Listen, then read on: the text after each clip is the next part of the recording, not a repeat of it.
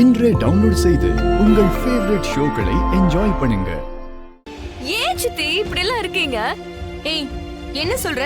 நான் என்ன பண்ண? என்ன சொல்றேன்னு கேக்குறீங்க? அந்த புவனேஸ்வரி உங்ககிட்ட பேசினதும் அவ உங்களுக்கு மந்திரம் ஓதுனதும் தனா அத பத்தி என்கிட்ட சொல்லிட்டான். ஏய், அவங்க என்ன எனக்கு மந்திரம் ஓதிட்டு இருக்காங்க? அதெல்லாம் ஒண்ணும் இல்ல. சித்தி, நீங்க ரெண்டு பேரும் பேசினதை கேட்டுட்டு வந்துதான் உங்ககிட்ட நான் பேசிக்கிட்டு இருக்கேன். புவனேஸ்வரி என்ன சொன்னா? அவங்க அண்ணன் தம்பிய பிரிச்சுரு, கொத்து சாவிய விட்டுறாத, இந்த வீட்டோட அதிகாரத்தை உன் கையில வச்சுக்கன்னு இஷ்டத்துக்கு சொல்லிக்கிட்டு இருந்தாளே. ஏன் இந்த குடும்பம் ஒத்துமையா இருக்கிறது உங்களுக்கு பிடிக்கலையா? ஏன் இப்படி எல்லாம் நடந்துக்கிறீங்க? இங்க பாருங்க சித்தி, நீங்க ஒரு தடவை தப்பு பண்ணீங்க. பெரியப்பா உங்களை மன்னிச்சாரு. ஆனா தொடர்ந்து இந்த மாதிரி தப்பு பண்ணிக்கிட்டு இருந்தீங்கன்னா நாங்க வேடிக்கை பார்த்துக்கிட்டு இருக்க மாட்டோம்.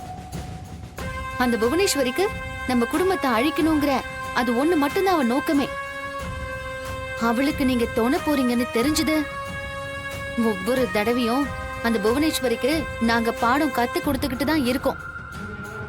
அப்புறம் உங்களுக்கும் கத்து கொடுக்க வேண்டியதா இருக்கும். அதனால அவ கூட இருக்கிற பழக்கத்தை இன்னையோடு விட்டுடுங்க. அதான் உங்களுக்கு நல்லது. ஏய், என்னங்கடி ரெண்டு பேரும் சேர்ந்து அளவுக்கு அதிகமா பேசிட்டு இருக்கீங்க? இங்க பாருங்க, நான் யார் கூட பேசணும் பேசக்கூடாதுன்னு நீங்க தான் முடிவு பண்ணுவீங்களா? இந்த வீட்ல ஜானகி அக்காவுக்கு என்ன அந்தஸ்து இருக்கோ அதே அளவு எனக்கும் இருக்கு. அப்புறம் எனக்கு புத்தி சொல்ற அளவுக்கு உங்க ரெண்டு பேருக்கும் வயசும் பத்தாது, அனுபவமும் பத்தாது. யார் யார்கிட்ட என்ன பேசணும், எப்படி நடந்துக்கணும்னு எனக்கு நல்லாவே தெரியும். அத நீங்க ரெண்டு பேரும் சொல்லணும்னு அவசியம் இல்ல, சரியா? இவ்ளோ பேசுற நீங்க அப்புறம் ஏன் வசுந்தரா பேச்ச கேட்டுக்கிட்டு போய் பத்திரத்தை கொண்டு போய் கொடுத்தீங்க? பெரியப்பாவோட கைரேகையும் சேர்த்து கொண்டு போய் நீங்க கொடுத்திருக்கீங்க.